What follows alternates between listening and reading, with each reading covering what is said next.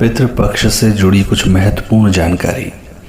पितृपक्ष, जिसे श्राद्ध पक्ष या महालय पक्ष भी कहा जाता है, हिंदू पंचांग के अनुसार भाद्रपद मास की पूर्णिमा से लेकर आश्विन मास की अमावस्या तक यानी 16 दिन तक मनाया जाता है।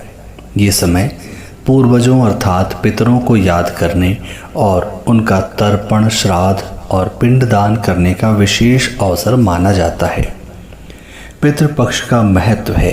पहला, पितृ ऋण से मुक्ति।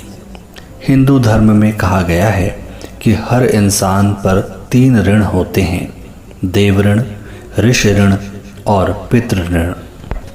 श्राद्ध करके पितरों का ऋण चुकाया जाता है। दूसरा, आशीर्वाद की प्राप्ति। माना जाता है कि श्राद्ध करने से पितृ प्रसन्न होकर अपने पूर्वजों को स्वास्थ्य, धन और सुख समृद्धि का आशीर्वाद देते हैं। तीसरा, परिवार की उन्नति।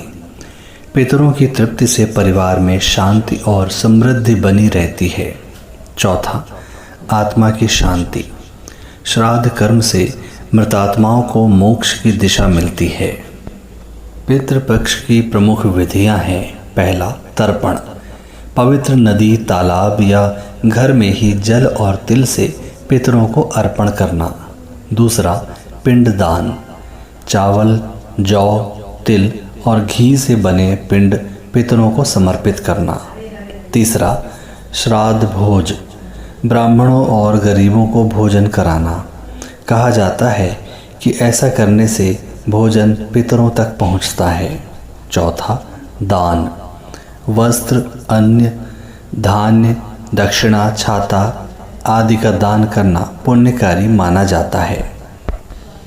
पितृपक्ष से जुड़ी पौराणिक कथा है कि महाभारत के अनुसार जब कर्ण मृत्यु के बाद स्वर्ग गए तो वहां उन्हें अन्न के स्थान पर केवल सोने चांदी के आभूषण मिले।